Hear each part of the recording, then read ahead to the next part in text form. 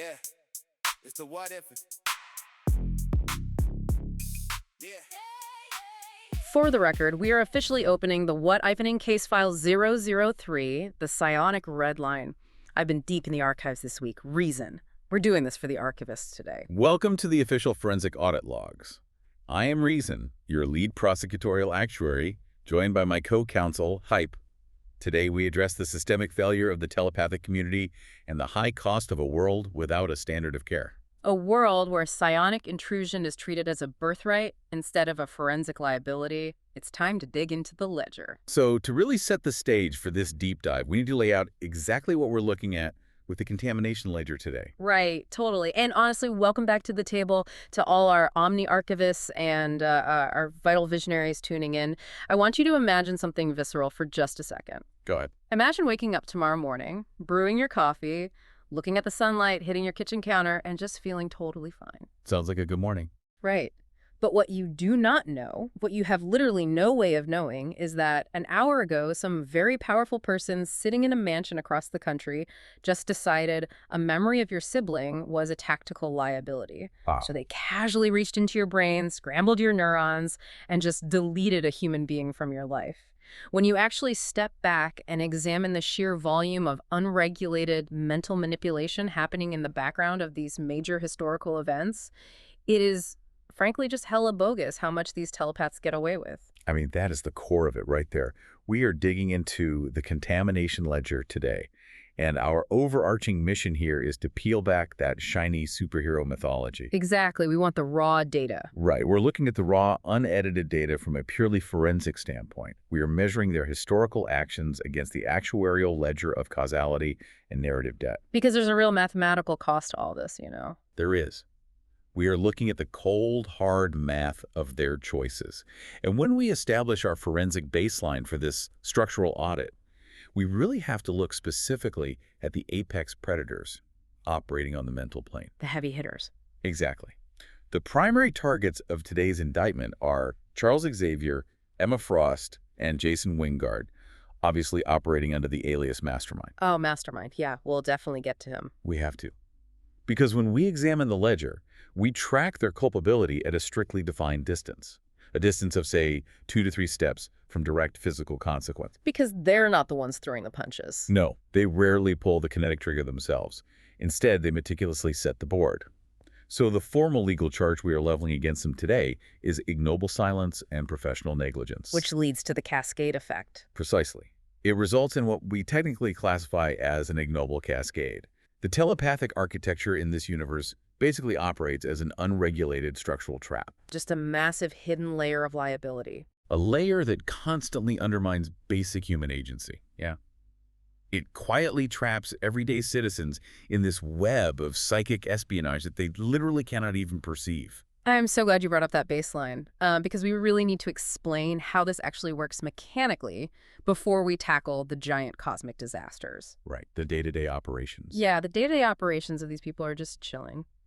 Let's pull out Exhibit A. We touched on this during our previous audit of the X-Factor business model, but look closely at Emma Frost in New X-Men issues 114 through 116. Oh, the emergency responders incident. Yes, she is casually wiping the memories of emergency responders and civilians. And what does that actually look like on a biological level? It's not pretty. No, she isn't just pressing a delete key on a hard drive. She is chemically and electrically severing synaptic pathways in a living human brain. It's just rearranging their reality. Exactly. Or like, look at Xavier delivering that devastating neurological strike on Magneto back in X-Men 25. A classic example of the structural trap. Right. He didn't just knock him out. He tore the man's consciousness apart, thread by thread. These supposed paragons act like they have an unquestioned divine authority to reach into a person's prefrontal cortex and rearrange the cognitive furniture, purely because it is tactically convenient for whatever crisis they happen to be managing that week. That is exactly what we call the sticker scandal metaphor. The sticker scandal, yes. It's a concept drawn directly from our previous analysis of how public relations maneuvers mask severe civil liberty violations. I love this metaphor. Imagine a car that has been in a horrific, frame-bending wreck, right? The mechanic does not fix the engine or straighten the chassis. No, that would take actual work. Right, they just slap a cheap, brightly colored bumper sticker over a shattered window and declare the vehicle safe to drive. It's terrifying. That is exactly what Frost and Xavier are doing to the human psyche. These are profound, catastrophic violations of cognitive sovereignty. Yet they are treated by the prevailing narrative as minor, necessary adjustments. Just a little psychic tune-up. Exactly. It is a casual, extrajudicial erasure of the self. And this erasure is committed by individuals who are supposed to be the moral anchors of their species. They are failing in their foundational role as a custos morum. Hold on, wait, a custos morum. Did you seriously just drop a high-level Latin spelling bee into the middle of our opening indictment? I'm trying to elevate the discourse here. Custos morum, guardian of morals. Yeah, me, I totally nailed that phonetic translation without even looking it up in the archives. Would you stop high-fiving yourself? Me? One for you and one for you. We are trying to build a highly serious prosecutorial foundation here. We are establishing a legal precedent for severe civil rights violations, and you are acting like you just won a stuffed animal at a carnival game. Okay, fair. But seriously, while I appreciate your rigid little indictment and your fancy Latin vocabulary, I have to aggressively push back on this forensic standard you were trying to apply. Oh, here we go. No, listen, I was reading through these old issues last night, and I realized how unfair this framing actually is. Yeah. You are taking a biological evolution, a messy, organic mutation of the human mind, and you are trying to put a hurricane in a spreadsheet. A hurricane in a spreadsheet. Yes. You cannot demand an actuarial ledger from a biological hazard. These people did not ask to be born with the terrifying ability to hear a million desperate voices screaming at once. That is a fair emotional point, but... Imagine the sensory overload of feeling the grief of an entire city every time you close your eyes. It is a profound biological reality, not a simple corporate accounting error that you can just balance on a whim. I hear you, but it immediately becomes a corporate accounting error the very moment they organize into a paramilitary structure and explicitly claim moral superiority over the human race. Well, okay, when you put it like that. Right. This brings us to the physical evidence of the God-tier fracture. If they want to operate as an extra-legal global defense force, wearing matching uniforms and operating out of a heavily funded mansion, they are subject to an actuarial audit of their operational failures. The uniforms do imply a certain level of professional liability. Yeah. Exactly. When you look at the sheer scale of the misfire, the systemic breakdown that inevitably occurs when these paragons decide to look the other way, you realize the biological defense does not hold up in court. They do have a lot of resources. Immense resources. They had decades of specialized training, and yet they failed to implement any sort of functional oversight when it mattered most. Okay, I see where you're going with this. Let's look at Exhibit B to really dig into what that misfire looks like on the ground. Let's do it. We are talking about the deeply granular history of Jean Grey. Specifically, I want to look at her initial lack of control in Uncanny X-Men 101 and the eventual terrifying fallout we saw much later in events like House of M. The ultimate cascading failure. Yeah. What we are witnessing here is a god-tier fracture of the human psyche occurring in real time. This was not a minor slip in emotional control. This was a fundamental, agonizing shattering of a mind that possessed enough raw telekinetic power to crack a terrestrial planet in half. It's actuarial nightmare fuel. Completely. Think about what was happening to her physically on that space shuttle. The cosmic radiation tearing through her cells, the sheer panic, the sudden influx of an ancient universal entity forcing its way into her biological framework. And she was utterly alone in that specific moment. Exactly. The truly terrifying part is the systemic absence of any structural support from the people who supposedly understood exactly what she was experiencing. Let's clinically dissect the logistics of that telepathic bandwidth, because this is where the professional negligence charge truly crystallizes into undeniable fact. Lay out the math for us. The world-class telepaths actively on the board at that specific time possessed the bandwidth to detect Jean's psychological fracture from an entire continent away. Easily. Xavier could hear a pin drop in London from New York. Right. Their failure to intervene was not a tragic product of ignorance or a lack of sensory input. It was a deliberate, calculated choice of operational isolation. They just shut the door. They physically felt the tremors on the astral plane. They mathematically knew a catastrophic fault line was cracking. Yet they chose to stay comfortably in their respective mansions and fortified bunkers. It's maddening. It is the ultimate, horrifying manifestation of the bystander effect, scaled up to a weapon of mass destruction. That bystander effect is exactly why the historical ledger is so unbalanced today. You have these heavily armed individuals walking around with the power of literal gods, yet they abdicate their structural responsibility the very moment another god starts having a cosmic panic attack. It's a complete dereliction of duty. Let's apply your analytical metric to this disaster. For our new archivists, Reason uses a strict 1 to 10 boobs and bombs scale to evaluate historical events. A highly scientific metric, I assure you. Oh, absolutely. The bombs measure the raw kinetic destruction, while the boobs measure the aesthetic, structural, narrative grace of the resolution. Basically, the pretty tactical stuff. Correct. So when we evaluate the Phoenix event, the cosmic destruction obviously maxes out the charts immediately. But the total lack of any proactive, visually compelling telepathic defense leaves the whole narrative structurally broken and ethically bankrupt. Exactly. The Phoenix event unquestionably delivers a 10 out of 10 on the bomb scale. We are talking about the literal consumption of the Debari star system. Billions of lives gone. Unprecedented cosmic destruction, wiping out sentient lives in an instant. But from a structural prosecutorial standpoint, the total absence of any telepathic visual defense or immediate triage leaves the ledger empty. 0 on the grayscale. 0 boobs. There is a complete lack of any tactical, elegant maneuvering happening on the mental plane to anchor her. This leaves the entire event unbalanced and deeply frustrating. Because they should have been in there with her. Exactly. Categorizing Paragon-class telepaths as helpless bystanders while this atrocity happens is an utter abdication of their inherent power. They are not random civilians watching a bank robbery unfold. They are the highly funded security system deliberately shutting itself off. It is exactly like a well-funded neighborhood wash program that sees a house burning down right in front of them.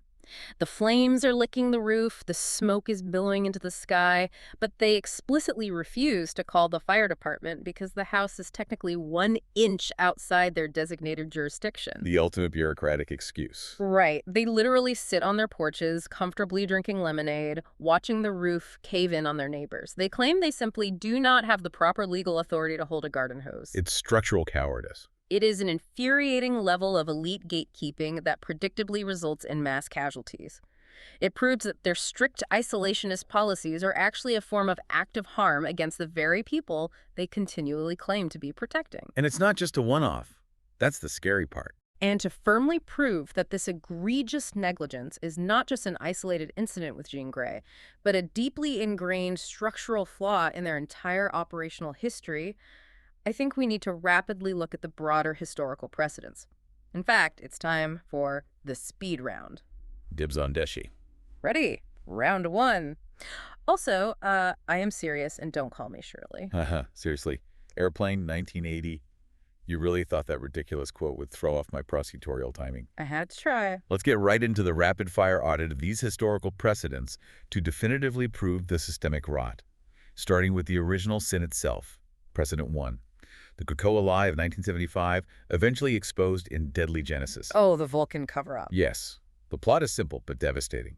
Xavier committed an immoral cascade by aggressively asset-stripping Cyclops' memory of his own brother, Vulcan. Just casually erasing a sibling. How did he do it? He did not just suppress the grief. He carefully excised the neural pathways associated with Vulcan's existence to protect the institutional brand from his own operational negligence. Sickening. Subjectively, this structural non-disclosure is the peak of manipulative gaslighting. It treats human souls like expendable corporate liabilities that can be quietly deleted. Boobs and bombs rating.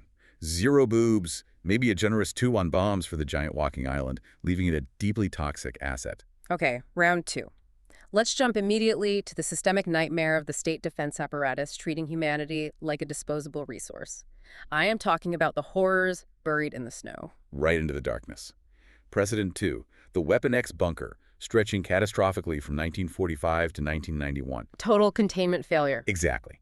The core plot here sees the state defense apparatus violently stripping the agency of an individual to aggressively mine his genetic healing factor.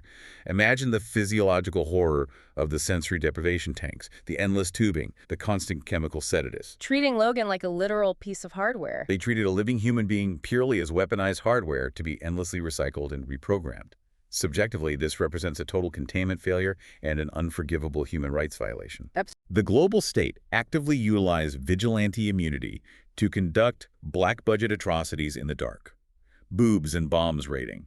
A solid 9 on bombs for the bloody bunker massacre and the visceral tactical violence, but 0 boobs, meaning it is a skewed, grotesque display without any structural grace. Man, when you carefully synthesize these rapid-fire precedents, you see the terrifying, undeniable pattern emerge across the decades. The ledger never lies. It doesn't.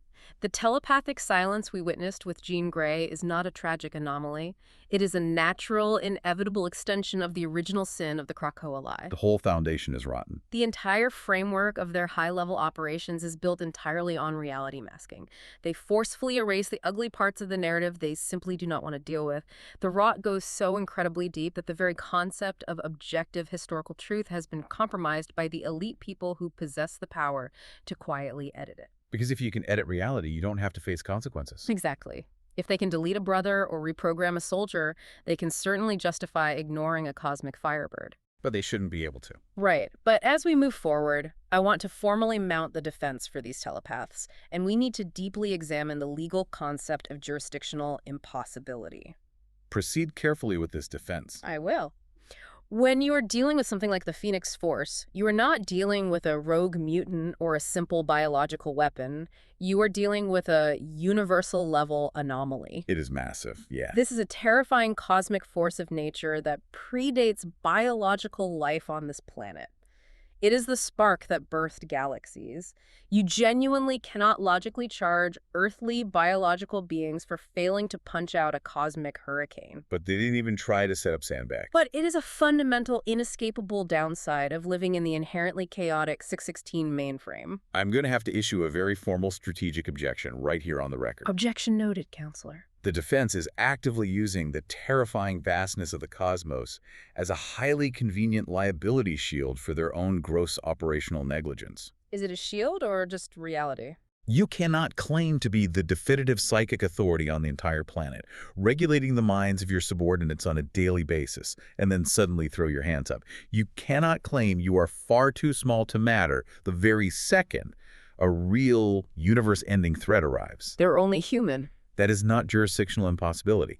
That is selectively choosing when to apply your immense power based entirely on the mathematical risk to your own operational status. Okay, I hear your objection, but you have to consider the raw emotional reality of the situation on the ground. I am an actuary. I look at the numbers. Well, look at the biology. You're asking fleshy, mortal beings whose primitive brains operate on basic electrical impulses to confidently stand in front of a raging cosmic entity that consumes entire suns for breakfast. They have the bandwidth to intervene. It is mathematically and biologically impossible for them to process that staggering level of information without short-circuiting their own neural pathways. The sheer trauma of just trying to briefly engage with that kind of universal bandwidth would instantly vaporize their delicate cognitive functions. That is a speculative risk. You are holding them liable for a fundamental failure of biology. You are arrogantly demanding they act as flawless gods when they are ultimately just mutated primates trying to survive a galactic storm. If they are genuinely too small to stop the cosmic hurricane, then why do they constantly and aggressively hoard the power to unilaterally rewrite civilian minds across the globe? Well... If they are just terrified mortal primates, they have absolutely no ethical or legal right to perform extrajudicial mental surgery on the general populace whenever they see fit. I mean, they do overstep, yes. They only loudly claim jurisdictional impossibility when the massive bill finally comes due and the sheer scale of the resulting disaster is far too large to sweep under the rug. They greedily want all the unilateral authority of a planetary defense network with none of the crushing liability when that very network fundamentally fails to protect its most vulnerable performing assets. Okay, that is a very strong point. The hoarding of power is definitely a toxic asset. This brings us directly to what I pragmatically call the clinical 50-cent fix for this cascading systemic failure. Oh boy, here comes the spreadsheet solution. The practical solution here isn't about recklessly throwing more raw psionic power at the cosmic problem. It is about establishing a highly functional, legally integrated community of telepaths acting strictly as a professional triage unit. A triage unit for human emotion. Yes. You implement standard operating procedures. You establish incredibly clear forensic protocols. You mathematically remove the volatile elements from the board before they detonate. Like who? Look at the technical necessity of legally exiling an unstable asset like Exodus, based entirely on his extreme documented volatility during the Blood Tease crossover, or X-Men Legacy. Oh, right, Exodus. He was a walking powder keg. His psychic latency was a danger to everyone. You clinically prune the unstable hardware to protect the wider functional network. I understand the logic, I really do, but that proposed solution relies entirely on a clinical, almost sterile approach to complex human emotion and deep trauma. It relies on efficiency. But you are aggressively suggesting we treat the delicate human psyche exactly like a malfunctioning server rack that just needs to be cleanly defragmented by an IT department. It prevents the cascade. It ignores the fundamental reality of grief. When someone is hurting, you don't exile them based on a volatility metric. You sit with them. You cannot just prune human beings like a bonsai tree and expect the forest to thrive. I'm not suggesting we abandon them. I am suggesting we provide the traumatized asset with actual adult agency. Adult agency. Yes. The necessary fix is not about physically outpunching the cosmic force. It is about systematically providing the structural and emotional adult agency that Jean desperately needed long prior to her catastrophic psychological break. So preventative care. Exactly. If the global telepathic community had functioned as a proper regulated triage unit, offering radical transparency and grounded emotional support rather than terrifying isolation and fear, the cosmic entity never would have found such a fractured host to violently exploit. It preys on the cracks. You fortify the psychological foundation early, so the house does not immediately collapse the moment the cosmic wind blows. Okay, I will logically concede that properly implementing that kind of transparent, supportive network would have prevented the resulting genocide and the deep ugliness of the Phoenix's tragic fall. Thank you. And when you connect this back to episode 2 of our overarching ledger regarding Cyclops' terrible abandonment, the historical parallels are just chilling. The summer's edit. Exactly. If his foundational emotional baseline had not been algorithmically shattered by those initial highly invasive mental edits from Xavier to ensure his blind operational compliance, he might have possessed the genuine adult agency required to help anchor Jean. He was compromised from day one. The brutal hardware conditioning directly fed the eventual cosmic failure. Exactly. The severe structural damage inflicted heavily on the team leader cascaded directly into the catastrophic failure of the primary performing asset. It's all connected. By mathematically and systematically removing the vital support pillars of their basic emotional stability, the telepathic gatekeepers virtually guaranteed that the resulting cosmic collision would violently end in a total containment failure. A self-fulfilling prophecy of doom. It is the ultimate proof that operating without a strict standard of care does not just harm the isolated individual. It actively and repeatedly jeopardizes the structural integrity of the entire mainframe. I agree with the diagnosis, but I still have to challenge the severe over-engineering of your clinical solution to this problem. The numbers make sense, Hype. You honestly believe that a sterile, bureaucratic triage unit can accurately map the messy, wildly chaotic biosignature of profound human grief. It completely ignores the crucial boba tea reality of the situation. The boba tea reality. Yes, I are talking about the fundamental, beautiful human necessity of just sitting down together, sharing a drink, and actually talking to a friend who is hurting. It's very quaint, but You cannot simply run a cold mathematical diagnostic on a shattered heart and expect it to magically heal.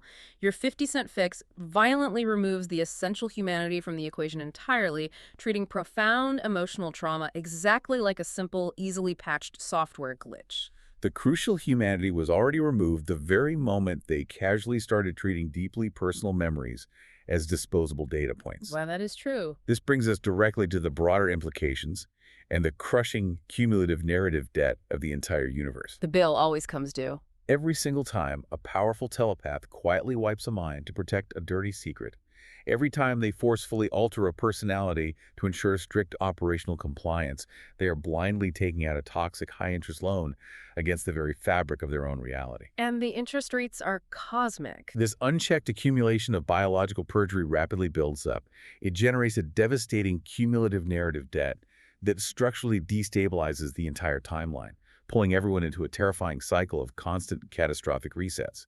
And that accrued debt feeds directly into the devastating scumbag loop we meticulously documented back in episode 9. Ah, the scumbag loop. This is where these supposed heroes actively monetize their own glaring failures and deep trauma rather than ever fixing the structural root of the actual problem. They just rebrand it. They highly leverage their operational isolation as a cynical brand protection strategy. It completely mimics the toxic Avengers Clubhouse model we analyzed deeply in episode 6. The elite gatekeeping. It is an elite, heavily gate-kept society where basic accountability is totally non-existent. What is even worse is that their systemic failures actually attract terrifying external predators. The predators love the psychic smog. Exactly. You look closely at the concept of a neural harvest. The psychic smog generated by all these hidden lies and repressed traumas acts like a beacon. You see this violently attracting the Cyclops in Avengers 88 or Hulk 140. Their internal rot actively invites external destruction. That is the ultimate forensic foreclosure of this entire universe. The whole system is bankrupt. The blind reliance on these complex causality traps and extrajudicial liability shields transforms the entire era into a dangerous toxic asset. The historical ledger is undeniably bankrupt at this point. They've spent all their moral capital. They have proudly built an entire sprawling civilization on the deeply flawed premise that objective truth is endlessly flexible. They believe that basic human agency is negotiable, and that a tiny handful of elite gatekeepers secretly know what is best for the entire global population. It's a terrifying way to live. It is a system fundamentally defunct from its very inception, incapable of sustaining its own shiny mythology without desperately relying on violent reboots. So the ultimate moral lesson for our dedicated listeners today, the truly crucial takeaway from this deep dive, is the absolute necessity of genuine cooperation and radical transparency over this kind of destructive elite gatekeeping. Transparency is the only cure. True. Lasting security simply cannot exist in a dark vacuum of hoarded secrets.